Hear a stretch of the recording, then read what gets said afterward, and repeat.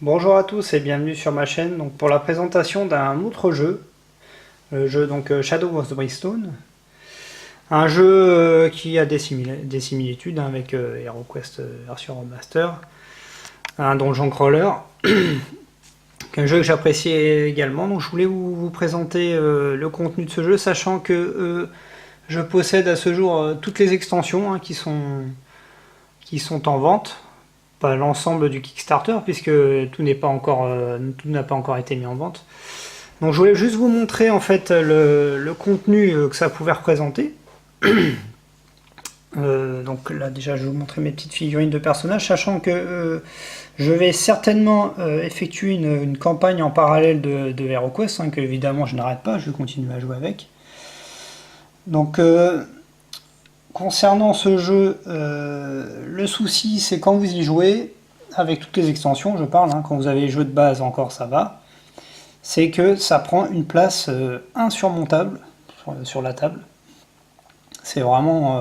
donc il faut vraiment être très bien organisé. Il y a énormément de cartes, et également énormément de monstres, notamment les fiches de monstres. Et donc ça, quand vous jouez en fait, vous perdez beaucoup en fluidité parce que à chercher toutes ces fiches ou toutes les cartes. Donc du coup, j'ai créé en fait une application qui nous permet en fait de simuler pratiquement l'ensemble des cartes et des fiches monstres. Je vais vous la montrer après. Sachant que il y a encore des cartes à utiliser malgré tout, mais ça sera simplement les cartes en fait, les cartes qu'on va pouvoir conserver, à savoir les cartes équipement, donc les cartes gire, ou les cartes artefacts de la mine, ou les cartes artefacts des autres mondes, pour ceux qui connaissent le jeu. De toute façon, il y a pas mal de vidéos déjà sur ce jeu. Donc je vais vous montrer un peu tout ce qu'il en est, concernant le jeu en lui-même, avec tout son contenu physique pour l'instant. Et je vous montrerai ensuite comment fonctionne un peu l'application. Donc ça c'est la dite trappe que j'ai acheté sur le site de Flying Frog Productions, donc qui est l'éditeur du jeu. Donc concernant les cartes, alors les cartes, voilà, vous voyez ce que ça représente. J'ai une boîte énorme là. Voilà tout ce que représentent les extensions de ce jeu, sachant que tout n'est pas mis dedans. Parce que là, toutes les cartes que j'ai mis à l'intérieur représentent simplement les extensions dans lesquelles j'ai peint les figurines. Je n'ai pas encore intégré les extensions avec des... je n'ai pas peint mes figurines. Il y a pas mal d'extensions que je n'ai pas encore peintes. Enfin, de figurines que j'ai pas peintes, parce que ça prend un temps énorme. Et donc ça représente tout ce que j'ai déjà peint et tous les petites extensions de cartes qu'on peut acheter sur le site de l'éditeur directement aux États-Unis. Donc j'en ai acheté pas mal. Et toutes ces cartes, vous voyez, c'est compliqué quand on joue parce qu'il faut pouvoir se repérer. Il y a vraiment, il y a vraiment toutes sortes de cartes, des cartes mines, des cartes rencontres, des cartes équipement pour certains monstres. Enfin voilà, c'est les cartes menaces, des différentes couleurs, les cartes Autremont, les cartes artefacts Autremont. Enfin ça prend une place monstre. Donc au final, avec l'application, la seule chose qu'on aura à conserver, en fait, ça va être donc ces cartes-ci, là, les cartes gire que j'ai sorties tout à l'heure, et toutes les cartes artefacts des différents mondes, en fait, voilà, qui sont ici. Donc vous voyez, ça représente plus énormément de choses, sachant que si vous ne jouez pas, par exemple, avec Cavern of Cinder, vous n'avez pas besoin de sortir ce tas-là. Tout le reste, les cartes Goring Dread, les cartes Ténèbres, tout sera géré par l'application directement. Je vais vous montrer comment ça marche. Et je peux vous dire que vous gagnez un gain de place, mais alors énorme. Et un gain de temps surtout énorme aussi. Voilà, concernant les cartes, donc vous voyez, vous n'aurez plus besoin en fait de toute cette grosse boîte, plus besoin de tout ça. Après, si vous jouez simplement avec l'extension de base, enfin les deux boîtes de base, c'est pas un souci. L'application permet de gérer simplement les boîtes de base. On ne peut pas sélectionner directement les extensions qu'on a, mais par contre, si vous tirez une carte d'une extension que vous n'avez pas, il suffit d'en retirer une autre, tout simplement. jusqu'à ce que vous ayez des cartes des extensions que vous avez. Donc concernant, je vais vous montrer un peu mes figurines, voilà tout ce que j'ai peint. Alors vous voyez, ça représente un nombre incalculable de figurines. Vous voyez, il y en a qui sont pas peintes. Hein. Voilà. J'ai vraiment. Alors il y a du contenu fan-made aussi qui n'existe pas, mais je vais intégrer à l'application. Après voilà, hein, soit vous pouvez vous le faire vous-même, soit vous l'ignorez tout simplement. Concernant l'application, tout le texte sur les cartes et sur les fiches de monstres sont intégralement en français.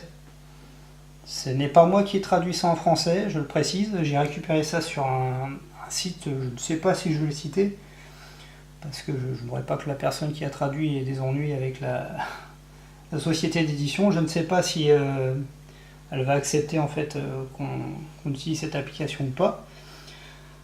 Mais bon, il se reconnaîtra. Hein. Il a fait pratiquement l'ensemble des traductions du jeu. Il continue d'en faire d'ailleurs. Sinon, au niveau des jetons, voilà tout ce qu'il y a. Ça, c'est le contenu physique. Hein, vous voyez, il faut des boîtes, hein, il faut de la place. Mais en gérant bien, on arrive à gagner pas mal de temps si vous arrivez bien à classer ça dans les différentes boîtes. Vous voyez, j'en ai plein. J'ai des tonnes de boîtes de jetons. Des dés, ici, les dés spéciaux du jeu, enfin tous les jetons des différentes extensions, tout ça est rempli là-dedans, dans cette grande boîte en plastique là. Évidemment, nous avons également toutes les tuiles. Alors les tuiles, pareil, classées par extension, sachant qu'en extension, donc j'ai le plateau de Targa, voilà, et toutes les tuiles de Targa ici. Ça permet de simplifier les choses pour retrouver des tuiles quand vous tirez une carte, c'est toujours le souci, mais bon ça va, ça gère, en triant comme ça on y arrive. Hein. Donc le marais de Jargono, j'ai les extensions de Cavern Cylinder, j'ai le vaisseau abandonné hein, en français. J'ai également l'extension Tradera, corsé hein, comme extension, pas faire pour les débutants. Voilà, donc ça c'est l'ensemble des tuiles du jeu. Ça, par contre, on est obligé de les laisser. De toute façon, il faut acheter le jeu, hein, quoi qu'il arrive, hein, pour jouer. Et pour ce qui est du reste, eh bien, voilà, l'application que j'ai créée. Je ne sais pas si on voit bien. Voilà, alors vous voyez, avec l'ensemble des cartes ici, il suffit de cliquer dessus hein, pour exécuter, pour tirer des cartes en fait. Il y a toutes les cartes. Alors j'ai pas encore mis tout ce qui. Les extensions ne sont pas encore tous mises dessus, mais ça va se faire assez rapidement parce que c'est assez. Le logiciel en lui-même est assez facile à créer une fois qu'on a créé tous les scripts hein, nécessaires. Donc là pour l'instant j'ai intégré le marais de Jargono et le plateau Targa en Outre-Monde, mais tout le reste va venir. Il y a plein de petites extensions qui ont été rajoutées à côté. Hein. Je ne sais plus lesquelles j'ai mis. Les extensions de luxe et autres hein, de certains monstres. J'ai intégré des onglets aide de jeu qui vont permettre de, je vous montrerai ça après, de ne pas aller chercher dans les différentes règles qui sont en plus en anglais. Là vous avez tout en français. Dans la plupart des choses on arrive à retrouver ce qu'on veut. Après il manque peut-être des choses que je pourrais rajouter au fur et à mesure. Donc je vais vous montrer un peu comment ça marche.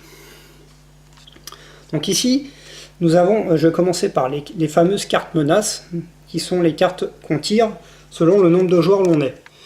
Donc si par exemple on joue à 4 joueurs, et ben on tirera des cartes menaces orange, des cartes moyennes on appelle ça. Et pour les boss de fin, évidemment, c'est des cartes épiques que l'on doit tirer. Alors comment ça marche? Ben, c'est pas compliqué.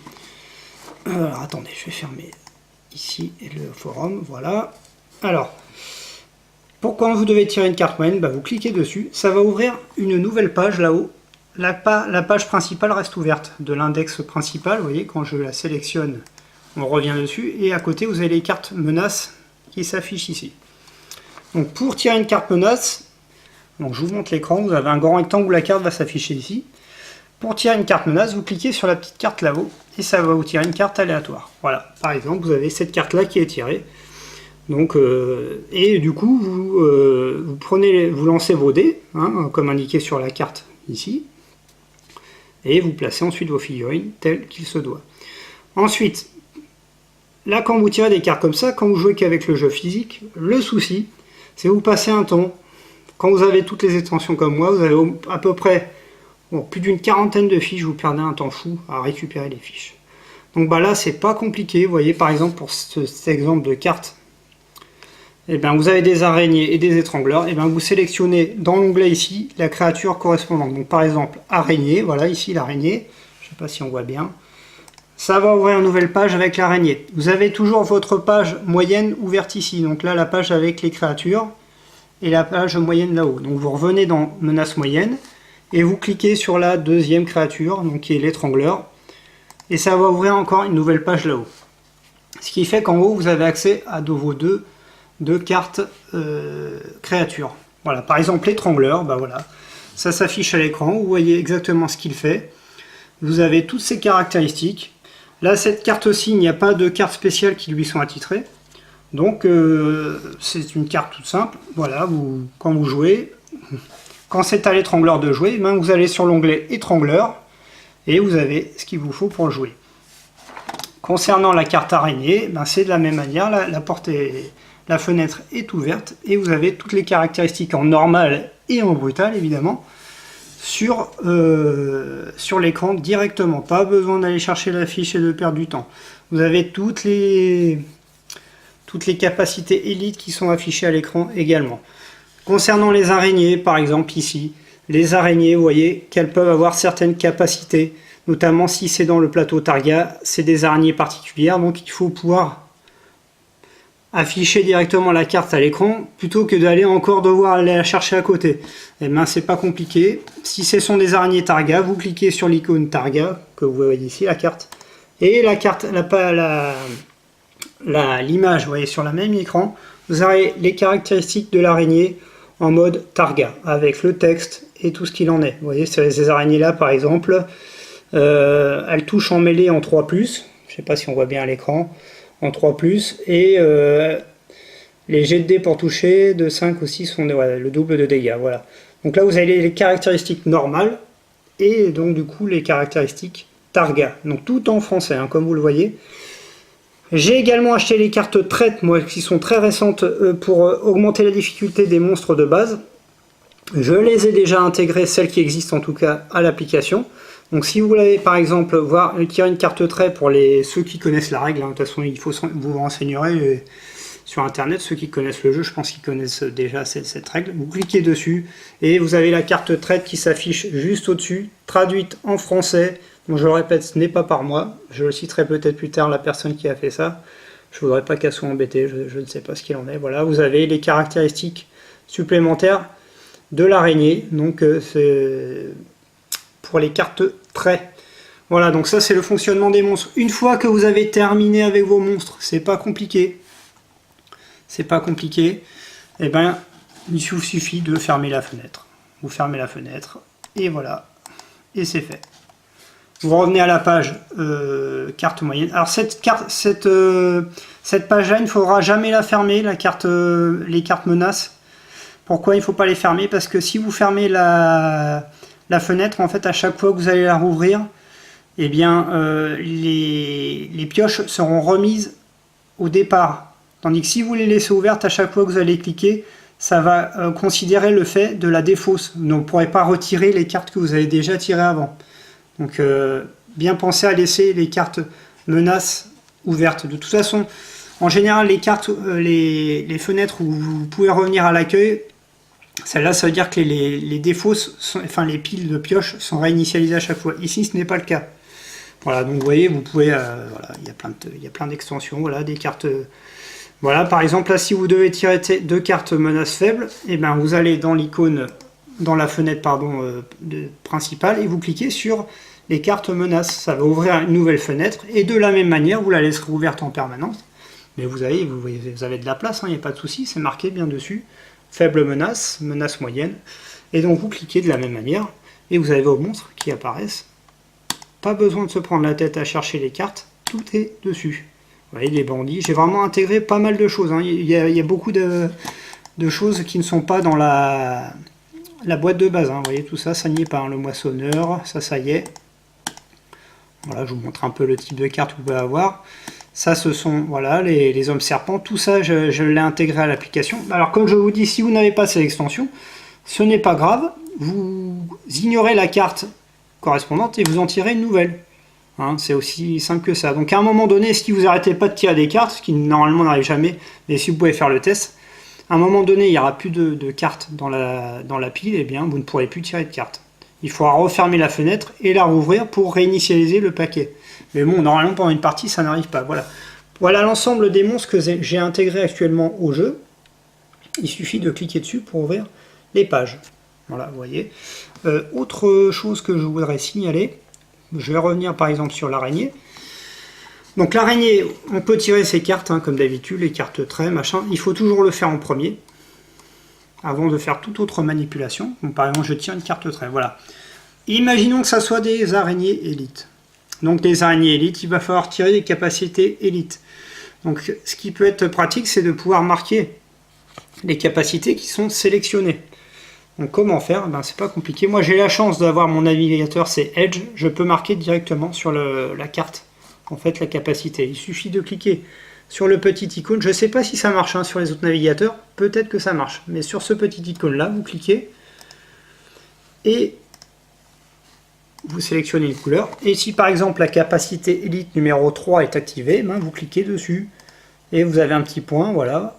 Et vous savez que cette capacité-là est faite. Vous pouvez avoir une deuxième capacité élite, et bien vous la marquez. Vous voyez, ça permet de marquer tout simplement les capacités qui sont actionnées.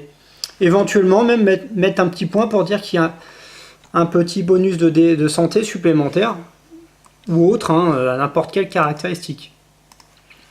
Donc ça, c'est très pratique. Par contre, je précise bien, il faut le faire après avoir choisi vos cartes bien avant, parce qu'une fois que vous avez modifié des choses sur l'écran, vous ne pourrez plus retirer d'autres cartes. Donc vous ne pourrez pas tirer effectivement d'autres cartes traits, de toute façon il n'y en a qu'une à chaque fois, ou une carte autre monde. Donc, quand vous cliquez sur la croix, après une fois que vous avez terminé, et surtout vous n'enregistrez pas les modifications, parce que sinon ça va vous enregistrer votre page avec les gribouillis dessus. Voilà. Après il suffit de fermer la page araignée, et puis c'est bon, il n'y a pas de problème.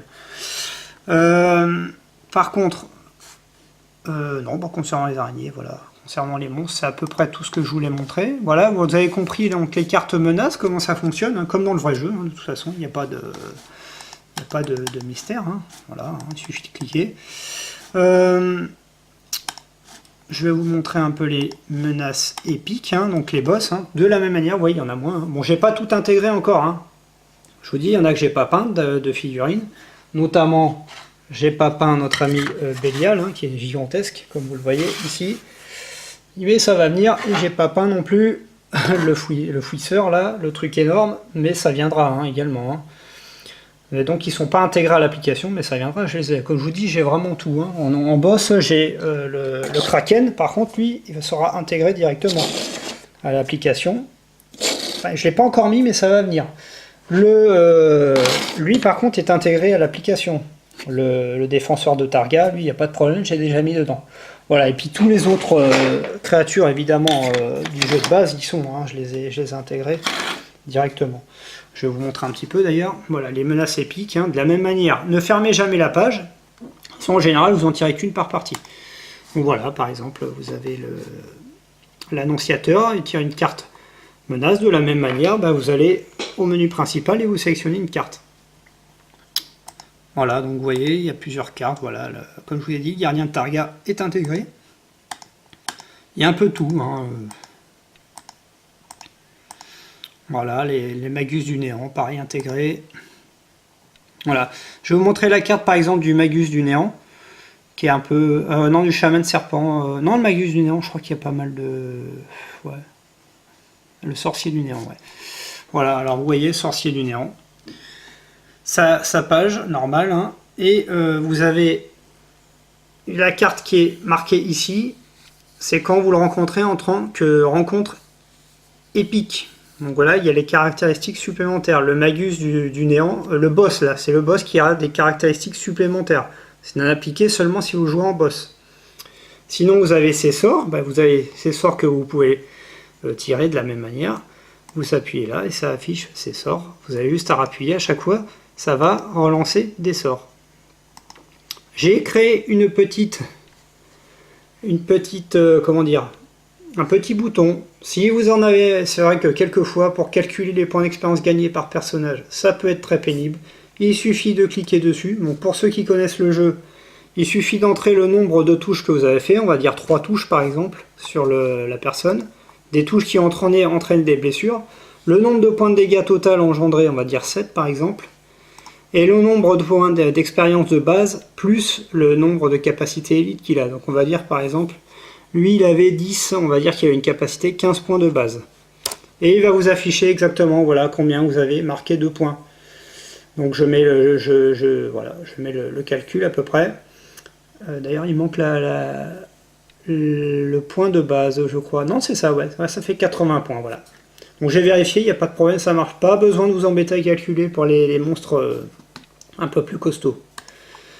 Ok, donc ça, je voulais vous montrer le sorcier du néant. Il en est de même pour le chaman serpent qui a encore plus de cartes, lui, vous le voyez. Le chaman serpent, je lui ai mis sa carte de grand chaman, donc pour quand il est boss. Vous avez les cartes trinket, donc les objets qui lui sont rattachés quand il joue, et les sorts à côté qui s'affichent quand vous voulez les faire. Vous voyez, il y a tout, hein. Vraiment c'est nickel pour jouer, pas besoin de chercher les cartes. Tout est en français, vous êtes tranquille. Et vous avez la petite case qui vous calcule vos points d'expérience, même pas besoin de calculer si vous voulez pas vous prendre la tête, vous avez juste à rentrer ce que vous avez fait. Voilà, en ce qui concerne les monstres, j'espère avoir été à peu près clair. Alors, les menaces, c'est fait. Alors, le reste, ça va aller plus vite. Qu'est-ce qu'il y a? Vous avez la pile scavenge, donc la pile fouille. Qu'est-ce que vous avez à faire quand vous faites une fouille? Vous avez réussi une fouille, vous cliquez sur scavenge, ça vous affiche le résultat de votre fouille. La pile est réinitialisée à chaque fois que vous allez cliquer sur cette carte. Voilà, vous voyez, par exemple, petite trouvaille. Vous retournez sur le bouton accueil. Si vous avez une autre fouille à faire, vous recliquez dessus. Ça va vous réafficher la carte en français avec les points d'expérience et ce que vous avez gagné. Ça, il n'y a pas de problème. Vous voyez, rien d'intéressant, c'est tranquille. Les cartes loot, exactement la même chose. Vous cliquez. Voilà, vous avez la carte qui s'affiche. Tout est remélangé. Vous recliquez dessus. Pardon, j'ai été un peu vite là. Donc voilà, la carte, ça peut être utile. Vous recliquez sur loot et ainsi de suite. Oh là, il y a un problème, ça retire toujours la même carte. Ah, bon, je vérifie ça. Ah non, c'est bon, non, non. Non, c'est parce qu'il y en a plusieurs de cartes comme ça. Ouais, non, voilà, vous voyez, c'est... concernant voilà, j'ai fait les cases quand vous êtes blessé, vous avez une séquelle ou une folie à déterminer. Vous cliquez dessus, vous avez la table des séquelles qui s'affiche. Il suffit de lancer vos dés. Tout est affiché là, la table des séquelles. Vous voyez ce que vous avez en français. Il en est de même pour la table des folies. Voilà, vous avez absolument tout. Voilà, après vous fermez la fenêtre ou vous revenez à l'écran principal. Pareil pour les mutations. Voilà, la table des mutations avec en français et tout ce qu'il en faut. Ça, c'est très très simple à faire. Je veux juste vous montrer pareil les événements des profondeurs. C'est quand on fait un double au début du tour. Et bien, si par exemple vous êtes dans Cavern of Cinder, je vous montre la page, vous cliquez dans Cavern of Cinder et vous avez votre table des profondeurs qui apparaît. Si vous êtes dans le vaisseau abandonné, eh bien, événement des profondeurs, vaisseau abandonné. Voilà, tout y est. Vous pouvez revenir à l'accueil avec le petit bouton accueil. Les missions, je n'ai pas encore intégré les missions, ça viendra. Vous pouvez, de toute façon, si vous les avez par papier, il n'y a pas de souci. Les aides de jeu, bon, bah, les aides de jeu, vous avez absolument tout. Les jetons, voilà, vous cliquez sur jetons, pas besoin d'aller chercher. Vous avez tous les jetons avec les explications à côté.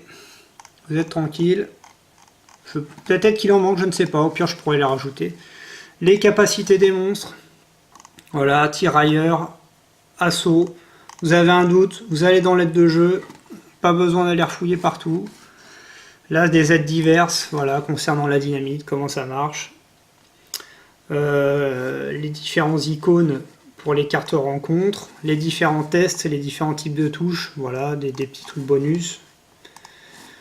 Les portails, comment fonctionnent les portails vers un autre monde, voilà les lignes de vue autres, toutes les règles particulières qui concernent les portails. Ça peut être un peu, des fois, difficile de se rappeler de tout, donc bah, là vous avez tout.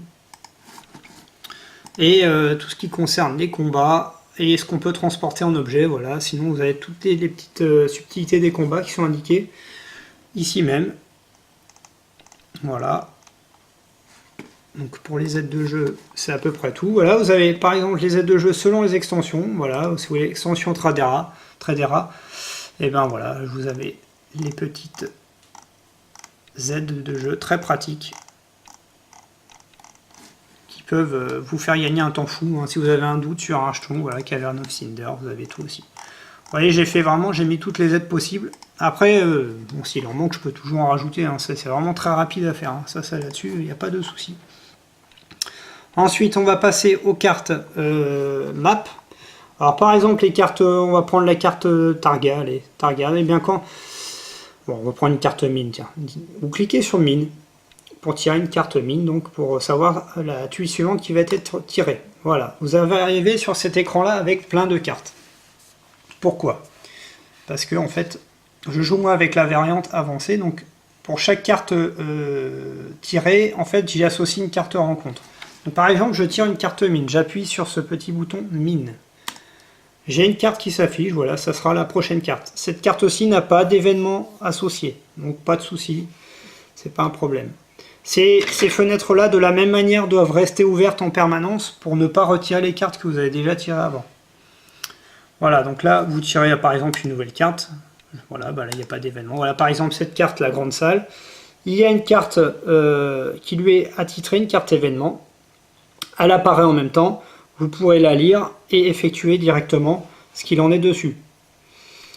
Je ne vous montre pas, hein, voilà, c'est une carte avancée. Donc en général, vous allez voir, c'est toujours, vous voyez, la carte rayon de lumière qui doit venir avec. Quand on joue en mode avancé, hein, eh bien, elle apparaît ici. Et pas besoin d'aller la chercher et de perdre un temps fou, encore une fois. Là, vous avez un autre icône ici sur la page, icône rencontre. Donc ça va vous permettre de tirer des cartes rencontres associées donc seulement à la mine. Eh bien, vous tirez dessus, vous avez une première carte qui s'affiche. Si vous cliquez une deuxième fois, eh bien, il y en a une qui va s'afficher à côté. Pourquoi j'en ai mis deux? Parce que des fois, les jetons vous font tirer deux cartes en même temps. Donc ça vous permet d'afficher les deux cartes en même temps. Voilà. Alors, concernant certaines cartes rencontres, comme pour ceux qui connaissent le jeu, vous le savez, il y a certaines cartes qui restent de manière permanente en jeu. Donc ça, il faut pouvoir le mémoriser. Vu que vous n'utilisez pas les cartes, il faut pouvoir le mémoriser. C'est pas compliqué. Dès que vous avez tiré la carte, donc là c'est la dernière carte que j'ai tirée, vous avez des cases en haut, avec des petits numéros. 1, 2, 3. Ah, j'ai oublié le 3 d'ailleurs, tiens. 4, 5, 6. Eh bien, vous mettez un petit numéro sur la tuile et vous collez la carte, vous mettez la carte correspondante avec le petit numéro correspondant, par exemple sur la 1. Voilà, du coup, la carte restera en mémoire. Elle restera en mémoire jusqu'à ce que vous recliquiez dessus. Voilà, au moins vous savez quelle carte reste en mémoire et sur quelle tuile avec le petit numéro correspondant. Donc là, après, vous avez une option effacer qui permet d'effacer les deux cartes rencontres que vous avez tirées. Vous voyez, voilà, elles sont effacées et vous pouvez retirer derrière. Donc si par exemple, là pour l'instant il n'y en a pas, on retire d'autres cartes qu'on garde en jeu, voilà par exemple celle-ci, et bien vous la mettez par exemple en numéro 2 et elle va rester ici. Vous voyez, c'est très simple, hein, on garde en jeu les cartes. Vous avez l'onglet sur lequel c'est affiché, pas besoin de ressortir toutes vos cartes. Si vous voulez effacer une de ces cartes, si par un effet quelconque vous avez réussi à la défausser, donc il faut vider les deux cartes ici, là, les deux cartes ici. Ça c'est un peu particulier, hein, mais après voilà, moi je suis pas un professionnel hein, en programmation, j'ai fait avec les moyens du bord. Hein. C'est du HTML et du langage JavaScript. Et bon, je suis pas un programmeur pro, alors j'ai fait avec les moyens que je pouvais. Donc vous voyez quand ces écrans sont vides, si vous cliquez sur une des cartes enregistrées là-haut, et bien ça va se vider également, c'est le moyen de vider. Donc par exemple si je veux enlever la première, ben, je clique dessus, voilà. Mais il faut vraiment que ici ça soit vide. Voilà. Voilà, toutes les cartes marchent de la même manière hein, à ce niveau-là. Voilà, par exemple, si vous voulez faire le jargonneau, ben ça marche exactement de la même manière. Vous avez les tuyaux voilà, associés en mode avancé et vous avez les cartes rencontres que vous pouvez stocker tout en haut là. Hein. Il n'y a aucun problème. Voilà. Je pense que vous avez compris. Alors n'oubliez pas, ces cartes-là, pour simuler le fait que qu'une carte soit défaussée à chaque fois, il ne faut jamais fermer ses fenêtres. Sinon, bah, c'est pas dramatique, ça va être réinitialisé, mais vous allez retirer les cartes que vous avez déjà... bon, c'est aléatoire, hein, évidemment, de manière aléatoire. Vous allez retirer des cartes que vous avez déjà utilisées. Alors, bon, il ne me reste pas beaucoup de temps, il faut que je fasse assez vite. Ici, là, ici, j'ai tout expliqué déjà, vous voyez. Alors, sur cette partie de l'écran, j'ai les cartes menaces dans les autres mondes. Ça marche exactement de la même manière que les menaces normales. Hein. Voilà, vous avez les cartes qui s'affichent, les cartes rencontres, et vous avez à côté juste là, par exemple, la limace. Je clique sur limace, et sa fenêtre va s'ouvrir avec les caractéristiques de la limace. Voilà. Quand vous n'avez plus besoin de cette fiche, celle-là, vous la refermez et vous laissez l'autre ouverte. Voilà, il n'y a rien de compliqué, c'est exactement de la même manière que les autres. Ensuite, les cartes autre monde. Ça, par contre, il n'y a pas de problème. Voilà, par exemple, vous savez comment ça marche. Hein. Quand on arrive dans un nouveau monde, une carte monde, on tire une carte monde pour savoir où est-ce qu'on arrive. Là, par exemple, ça serait dans le vaisseau abandonné. On peut retirer à nouveau, et là, ça serait Tradera. Alors, ensuite, les choses un petit peu particulières, la dernière chose que je vais vous montrer, donc ce sont les cartes Growing Dread et les cartes Ténèbres. Alors, les cartes Growing Dread, comment ça marche? Vous savez, dans le jeu, vous êtes amené de temps en temps à tirer des cartes Growing Dread qui doivent rester face cachée. Donc, bah, quand vous devez en tirer une, c'est pas compliqué. Vous cliquez sur une des cases, là, vous voyez, ils sont délimités par des petits traits, on les voit mieux hein, dans l'application, là, on voit peut-être pas très bien. Vous cliquez sur une des cases et ça va vous tirer une carte Growing Dread face cachée. Si vous en avez une deuxième à tirer, vous en retirez une deuxième sur une autre case. Vous avez 9 cases, hein. 9 cases, je pense pas qu'on tire autant, non 7 pardon, 7. Je pense pas qu'on tire autant de cartes Growing Dread pendant une partie, ça m'est jamais arrivé en tout cas, mais bon. Alors en tout cas on peut en gérer 7. Quand vous arrivez à la fin, ou si un effet vous fait retourner cette carte Growing Dread, c'est pas compliqué, vous cliquez sur le bouton en dessous, retournez cette carte. Donc, par exemple ici, retournez la carte, et hop, elle apparaît. Vous voyez ce qu'il en est. En fin de partie, quand vous arrivez au boss, vous retournez les cartes une par une, et vous pouvez décider de les défausser ou pas, si jamais vous avez vous savez, les jetons ruses ou pas.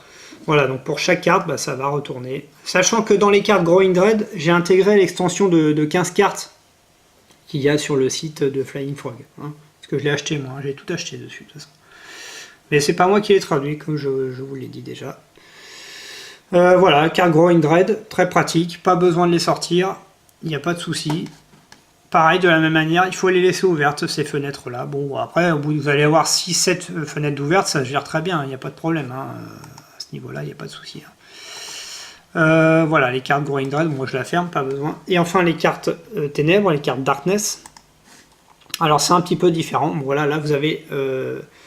ici, la carte que vous allez tirer va apparaître ici. Et toutes les autres cases, les cartes, pardon, qui a les cases à côté, là, ça sera pour garder en jeu les cartes qui vont être, comment dire, qui vont être gardées en jeu, justement. On va faire un exemple. Donc, celle-ci, voilà, un bon exemple. Le pouvoir du néant. Donc, c'est une carte qui augmente les points de combat des ennemis du néant. Elle doit rester en jeu. Et bien, une fois que vous l'avez tirée, vous cliquez sur une des cases, par exemple celle-là, et elle restera affichée en permanence. Si vous devez, de la même manière, cette fenêtre doit rester ouverte en permanence. Donc vous tirez sur la carte Darkness, ça va vous tirer une nouvelle carte. Celle-ci n'est pas conservée. Donc il y a plein de cartes ténèbres aussi hein, qui ont été rajoutées par les extensions. Ne vous étonnez pas d'en avoir certaines que vous n'avez pas, hein, si vous avez juste les jeux de base. Vous pouvez les conserver, ça, il n'y a pas de problème. Voilà, donc vous voyez, hein, ça tire une carte à chaque fois. Et donc voilà, par exemple, une nouvelle carte qui est replacée, eh bien vous cliquez ici et elle reste en mémoire. Si vous voulez effacer une de ces cartes, il faut faire un peu de la même manière que dans l'autre fenêtre. Vous cliquez sur le petit bouton effacer, ça va avoir pour effet d'effacer la carte qu'il y a ici. Et une fois que cette carte-là est effacée, vous cliquez sur l'autre carte, par exemple celle-ci, je veux l'enlever, voilà, c'est réglé. Voilà, donc ensuite, bah, vous voyez, ça fonctionne parfaitement. Il n'y a pas de souci, vous avez plein de cartes Darkness à disposition, c'est même certainement plus que vous n'avez, soit à moins que vous ayez toutes les extensions possibles. Voilà, donc je pense que j'ai fait à peu près le tour de cette application.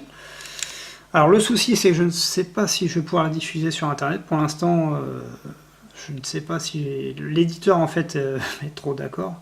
Je ne voudrais pas être embêté avec ça. Je l'ai surtout créé, c'est pour me faciliter le jeu, la fluidité. Vous voyez, j'ai besoin de cartes, j'ai plus besoin de rien. Et je verrai dans l'avenir éventuellement si je permets à certaines personnes qui la veulent de leur donner cette application, sachant qu'elle est amenée à évoluer puisque je n'ai pas encore tout intégré dedans, mais ça va être fait.